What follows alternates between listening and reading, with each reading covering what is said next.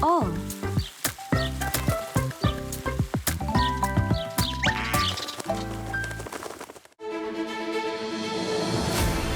여러분 안녕하십니까? 시사진단 이슈터치 아나운서 조서연입니다. 천만 서울 시민이 주목하는 이슈를 보다 알기 쉽게 풀어보고 전문가와 함께 깊이 들여다보는 시사진단 이슈터치. 오늘도 가장 뜨거운 주제를 선정해왔습니다. 시사진단 이슈터치 36번째 시간, 오늘의 주제입니다.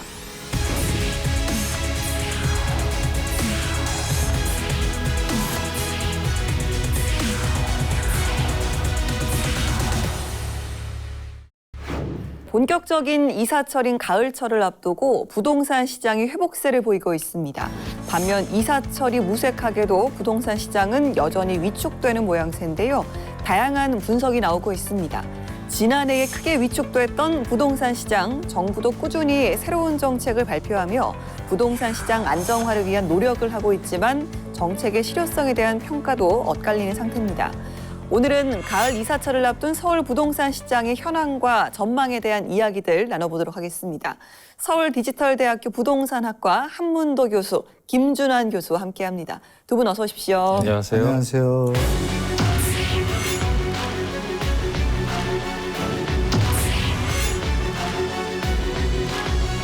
네, 일단 먼저 전반적인 서울 부동산 시장의 현황부터 간략하게 분석을 좀 해볼 텐데요. 지금 서울의 부동산 시장은 좀 어떤 상황으로 볼 수 있을까요? 한 교수님? 1월 3일 날 올해 들으면서 이제 정부에서 이제 부동산 연착륙을 위해서 1.3 대책, 총체적인 규제 완화 대책을 던졌고요. 그래서 이제 다주택자분들 세금 부담 완화시키고 그러면 이제 매도하려는 어떤 심리가 좀 감소하겠죠. 그 와중에 이제 특례보금자리로는 39조 6천억, 어마어마한 물량이죠.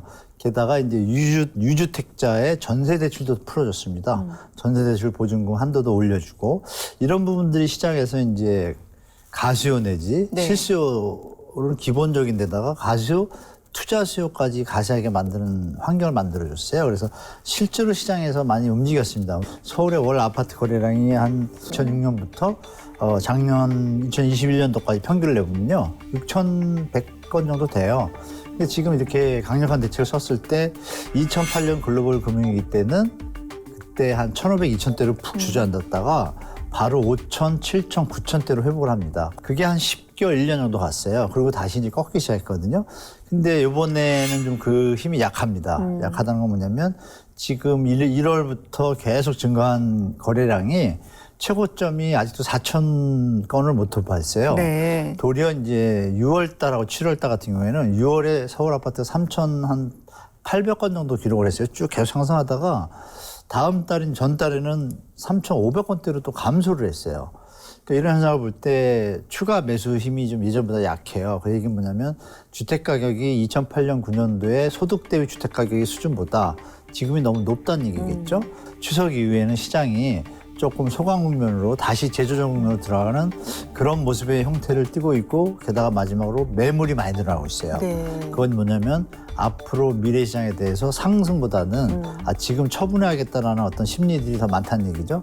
그 두 가지를 볼 때 제가 볼 때는 상반기 쭉 올라가줬던 것이 어느 정도 일단 대대켓 바운스의 정점을 찍고 이제 아래쪽으로 하향 쪽으로 이제 10월, 11월, 12월 내년 초까지 가지 않을까 저는 시장을 그렇게 좀 보고 있습니다. 네, 여러 가지 안정화를 위한 강력한 대책들이 나왔음에도 불구하고 크게 힘을 받지는 못하는 상황이고 하반기에는 좀 하향 곡선을 그릴 것이다. 이런 전망을 좀 해주셨습니다. 김준환 교수께서는 지금의 부동산 시장 어떻게 분석하시나요? 정부가 이제 올해 초부터 보유세를 대폭 완화를 하고 그다음에 이제 주택을 구입할 수 있는 수요자에게 이제 대출 규제를 굉장히 완화해서 이제 파는 사람은 좀 더 보유하고 있는 가운데 사고자 하는 수요가 좀 늘어나게 됐죠. 그래서 일시적으로 이제 가격이 좀 이제 올랐습니다. 근데 이것이 이제 전체적으로 다 오른 것이 아니라 가격이 비싼 곳, 그러니까 강남 3구라든가 마영성이라든가 이런 지역들이 주도적으로 가격이 상승을 했고 추가적으로 경기도 인근에 이제 근접한 지역들이 가격이 이제 상승을 주도를 했다고 보면 되는데 아직까지 이제 시장에 여러 가지 불안 요소들이 다 해소된 것은 아니죠. 그 중에서도 이제 일단 대출 금리인데 중국발 여러 가지 이제 경제적으로 우리가 지금 여러 가지 위기도 있고 그래서 이제 추가적으로 금리가 인상될 가능성이 있다는 것도 있고 또 하나는 이제 거래량도 보면은 좀 늘었다가 이제 줄어드는 상황이 되고 있기 때문에 아직은 진짜 서울 주택 가격이 완연한 이제 회복세 상승 기조로 이제 진입했다고 보기는 어려운 부분이 있습니다. 그래서 올해 말까지 한 번 더 살펴봐서 그때 이제 어떻게 흐를 것인가를 좀 우리가 주시해야 되지 않겠냐 이렇게 생각을 합니다. 네, 두 분 다 뭐 아직은 완연한 상승세다, 회복세다 이렇게 보기는 좀 힘들다라는 말씀을 좀 해주셨습니다. 앞으로의 전망을 두고 뭐 다양한 분석들이 나오는데요. 한 교수님 조금 전에 좀 말씀해주셨지만 네. 앞으로 좀 어떻게 보시는지 자세히 좀 여쭤볼까요? 얼마 전에 7월 5일이었죠? 7월 5일 날 50년 만기 주담대 이게 나온 바람에 뭐 여러 가지 말들이 많지 않습니까? 이 비싼 집값을 젊은 세대들이 사란 얘기냐 이런 불만도 있고 그러면서 조금 이제 걷어들이기 시작했죠, 정부에서. 그게 한 꽤 많은 물량과 돈이 풀려가지고 그게 7월 5일 날부터 시작을 했으니까 심사 과정이 보통 3주예요. 3주에서 한 달이니까 그럼 8월 5일 이후부터 이제 심사 결정이 난 사람들이 주택을 매수할 수가 있잖아요. 그게 이제 그럼 8월 달 거래량으로 나타나니까 9월 달 말에 이제 나올 텐데 8월 달 거래량은 다시 한번 7월보다는 또 올라갈 거예요. 그럼 중요한 건 이분들이 소진이 되면인데 정부에서 이미 이걸 막았어요. 이거 가계부채 심각성 때문에 이거 문제가 있다. 특례 보금자리론도 원래 일시적 이주택자들도 대출해 줬어요. 근데 그것도 9월 말부터 막습니다. 그러면 실수요자만 이제 정말 주겠다는 얘기거든요. 그래서 투자적 수요들이 이제 가세를 못 해요. 그러면 예전보다 수요가 좀 줄겠죠? 그런 관점에서 보면 10월 되면은 제가 볼 때는 이 대출 정책에 대한 완화 효과가 좀 마무리가 되는 단계거든요. 네. 그 시점에서 환율이 지금 계속 1,330원, 뭐 40원 오가니까 물가가 오르니까 소비가 줄잖아요. 이게 이제 얼마 전에 트리플 감소. 또 국가 경제적으로 긴 안목에서 볼 때 베이스가 좀 문제가 생기다 보니까 정부에서도 이제 함부로 더 이상 대출을 자시할 수가 없는 상황이 됐죠. 그러면 현재 상태에서 볼 때 지금도 거래량이 수요가 어느 한계선에서 돌파를 못하는데 더 어떻게 보면 악재인 개념이죠. 투자 개념에서.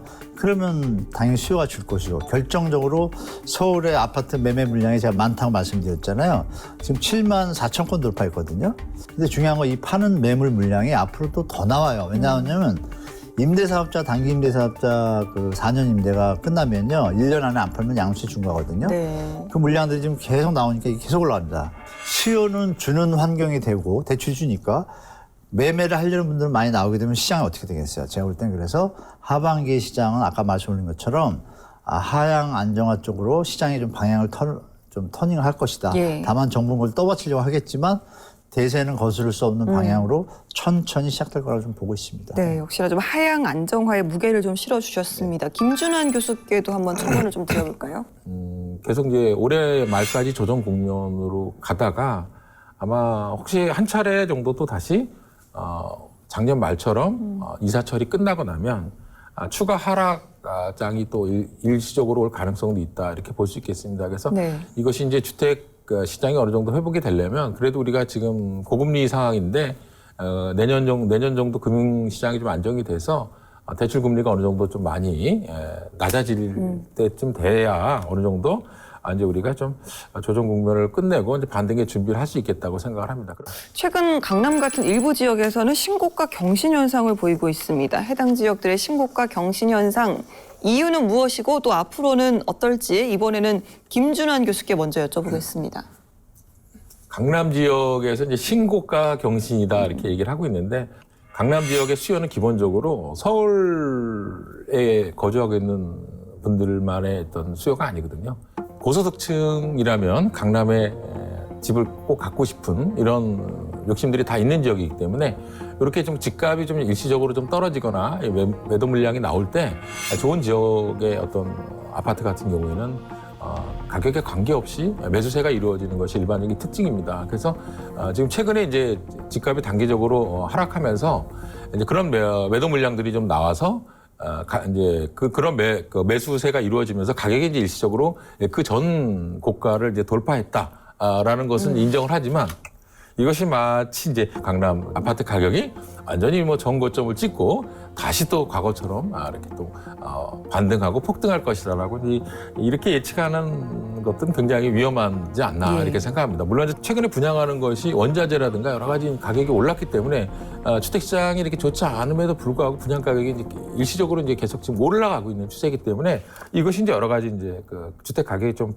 반영된 부분도 있고요. 또 하나는 이제 재건축에 대한 또 규제, 서울시의 규제 완화 이것들이 이제 여러 가지로 묶여서 어떻게 이제 그 수요를 좀 촉발시킨 측면이 있습니다. 그래서 가격은 신고가를 경신했지만 제가 보기에는 이것은 일부 지역에 좀 일시적인 이런 좀 현상일 가능성이 있다라고 이렇게 말씀드리고 싶습니다. 네, 일시적인 현상일 것이다라는 말씀을 좀 해주셨습니다. 일단 강남 지역 자체는 좀 특수한 지역이기 때문에 일반화할 수는 없을 것 같고요. 한문도 교수님께서 어떻게 생각하세요?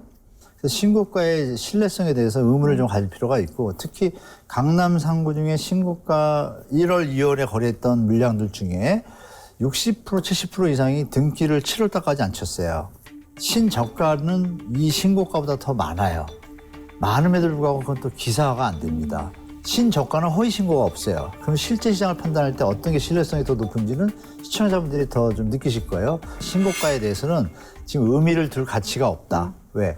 그렇다면 하락 거래가 반 이상 나오면 안 되잖아요. 그런 묘한 어떤 통계의 어떤 오류 부분에 대해서 뭐 다른 팩트, 우리 방송이라든지 유튜브라든지 다 같이 동시에 체크하셔야 정확하게 시장 상황을 아시니까 신고가에 대해서 일희일비하실 필요 없다. 그렇게 말씀드리겠습니다. 알겠습니다. 자, 부동산 정책에 따라서요, 정부의 대출 정책도 수시로 변화하고 있습니다. 이렇게 변화하는 대출 정책이 부동산 시장에는 어떤 영향을 미친다고 보시는지 김 교수님께 여쭤볼까요?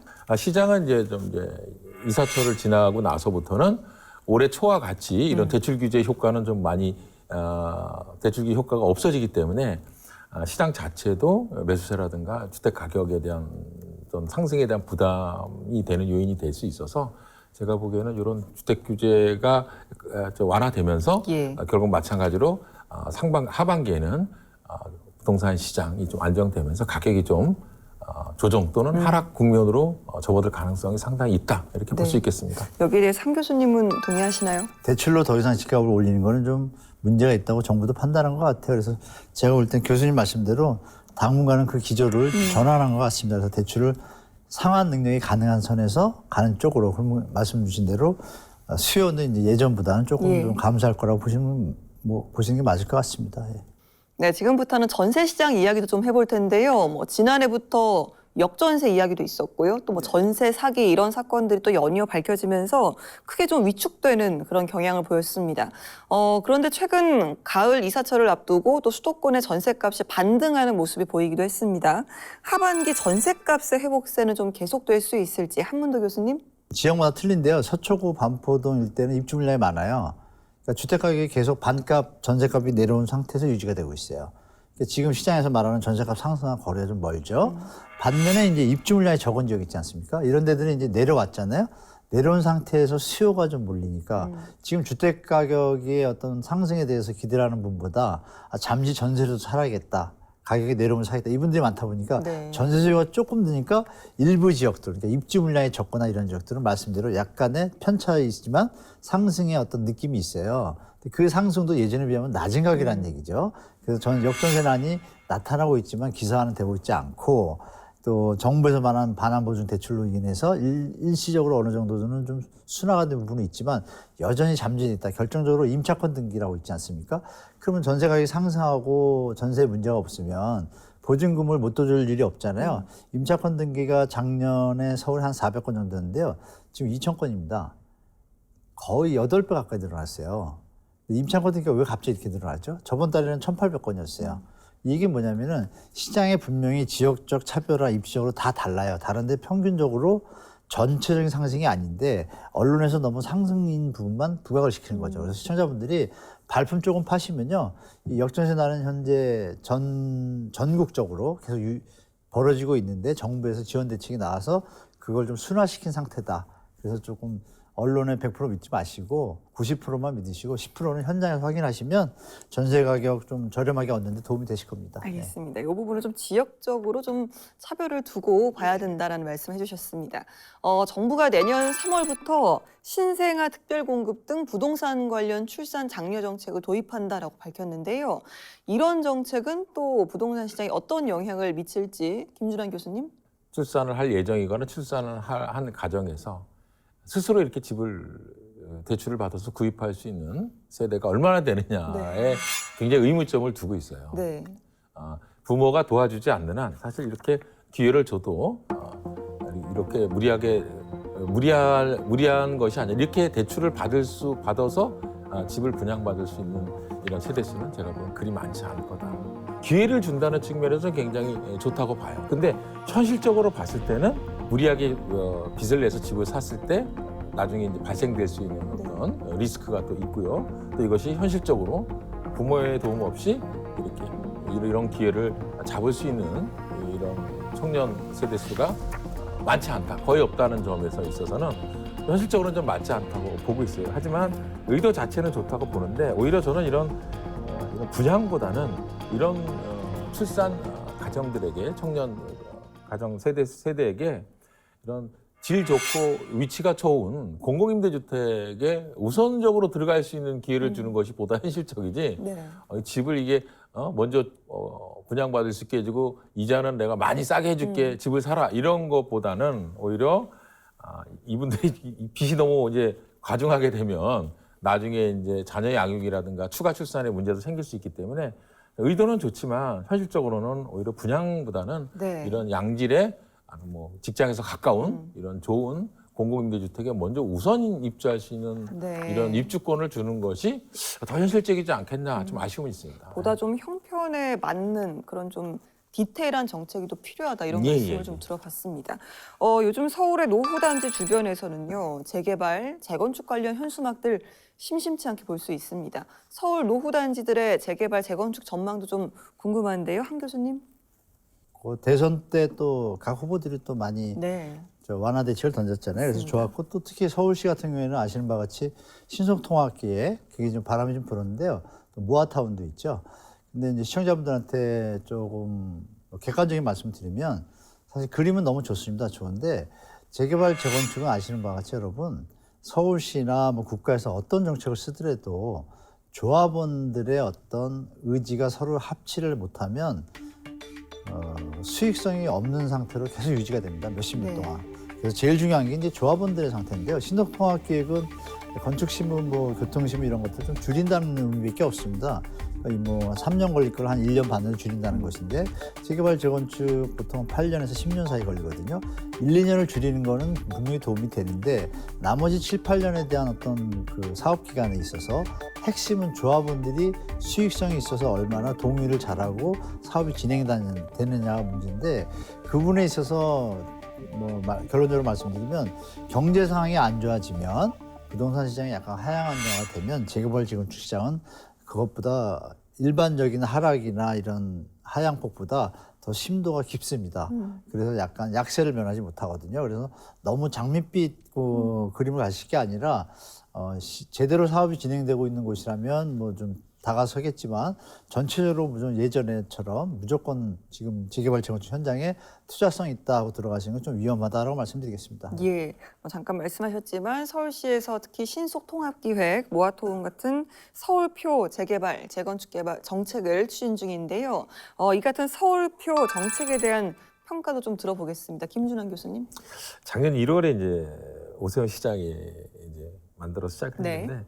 처음에는 이제 의도는 굉장히 좋았어요. 그래서 67곳이 이제 후보지로 지정이 돼서 처음에는 이제 순조롭게 진행되는가 싶었는데 1년이 좀 지나면서 이게 이제 서로 조합원들의 어떤 의견이 대립이 되는 거죠. 네. 결국 이제 이 재개발, 재건축 사업이라는 게 어떤 수익성이 담보가 돼서 자기 부담금을 좀 덜 내고 수익을 많이 얻을 수 있는 방향으로 조합원들은 가고 싶어 하는데 이것이 이제 말 그대로 이제 여러 가지 절차를 빨리 하고 이런 것도 다 좋은데 네. 이 공공이 개입하다 보니까 서울시에서 개입하다 보니까 이제 이 조합원들 마음대로 못 하는 거죠. 그러니까 우리가 서울시에서 이제 관여를 하고 간섭을 하니까 이것이 이제 서로 맞지가 않으니까 조합원들이랑 마찰이 생기면서 이것을 이제 처리하겠다는 지역들이 점점 늘어나고 있습니다. 네. 그래서 이런 재개발 재건축 사업이 이 서울시가 생각하는 것만큼 이제 서울시가 아무리 좋은 어떤 절차와 이런 의도를 가지고 하더라도 이 구성원들이 반대를 하면 결국은 진행을 할 수 없는 상황이죠. 그래서 제가 보기에는 이것이 더 처리하는 지역이 늘어날 것 같고요. 그래서 이제 처음에 의도했던 것보다는 그 이제 수가 굉장히 줄어들어서 대부분의 사업들은 좀 약간 이런 서울시랑 같이 할 것인지 말 것인지 이런 여러 가지 고민에 빠져서 아마 올해 말 지나고 나면 또 더 이렇게 처리하는 지역들이 더 늘어날 것이라고 좀 보고 있어요. 네. 알겠습니다. 자, 마지막으로요. 올해 하반기와 또 내년 초까지 전반적인 부동산 시장의 전망을 좀 들어보겠습니다. 한문도 교수님.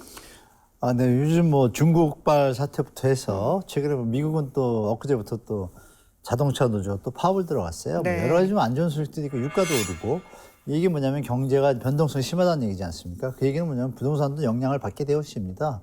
이왕이면 파도가 칠 때 우리가 뭐 배를 띄우는 것보다는 파도가 좀 그치고 잔잔해진 다음에 띄우는 게 좀 안전할 것 같습니다. 그래서 하반기 부동산 시장이 정부의 공공분양 대책 이런 것들이 좀 안정적이지만 그 외에 민간 분양의 어떤 청약품이나 이런 것들에서 일희일비하시면서 좀 보완이동 하시다가는 리스크를 좀 직면할 수도 있는 상황이에요. 그래서 제가 볼 때 연말이나 연초까지 공공분양에는 좀 다가서시면서 일반 민간 분양에 대해서는 좀 심도 있게 체크하시면서 시장에 대비하시고 특히 만약에 하향 안정화될 때 나는 어느 지점에서 시장에 접근하겠다는 어떤 미래 계획을 가지신다면 하반기 시장이 오르던 내리던 적정하게 자산 관리에 좀 합리적으로 대처하실 거라고 좀 보고 있습니다. 네, 대내적인 변동성이 좀 큰 상황이니까요. 보다 좀 신중한 계획이 필요하다라는 말씀을 좀 해주셨습니다. 김준환 교수께서는 어떻게 전망하시는지요? 그 전에도 많이 말씀을 드렸지만 이제는 서울, 그다음에 수도권 일부 지역과 다른 지역 이렇게 둘로 나눠서 우리가 시장을 바라봐야 된다. 서울 지역과 일부 이제 수도권 지역들은 좀 어떤 여러 가지 시장의 불안정성이나 변동성이 좀 좀 작다 이렇게 네. 볼 수가 있습니다. 그래서 일부 이제 상승 국면이지만 조정 후에 뭐 추가 하락이 될 수도 있고 또 상승이 될 수 있고 시장이 어느 정도 어떤 우리가 기대할 수 있는 수준에서 움직인다고 볼 수 있겠지만 문제는 이제 기타 지역입니다. 기타 네. 지역은 제 개인적으로 봤을 때는 앞으로 주택 가격이 반등해서 상승할 가능성은 상당히 낮다. 수요는 점점 줄어들고 있기 때문에 그래서 이런 기타 지역은 앞으로 추가적인 하락이 있을 수 있고 또 하락폭도 우리가 생각했던 것보다 더 클 수도 있고 그 하락하는 기간이 굉장히 길어질 수도 있다는 점입니다. 일본과 같이 일본이 이제 지방 도시 같은 경우에는 1991년도 부동산 버블 붕괴 이후 가격 하락 이후 지금까지 가격이 거의 오른 적이 없고 계속 하락만 하고 있거든요.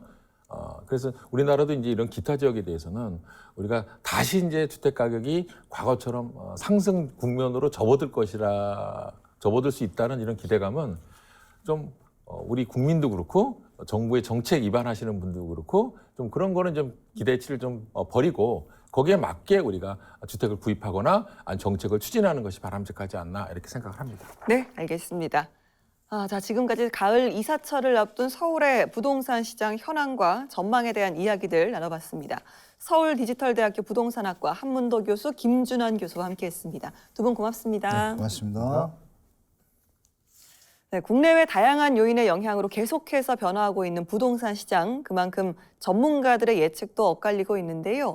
무엇보다 시장 안정을 목표로 혼란을 줄일 수 있는 정부의 부동산 정책을 기대해 보겠습니다. 시사진단 이슈터치 오늘은 여기서 마치겠습니다. 다음 시간에도 많은 시청 바랍니다. 함께해 주신 여러분 고맙습니다.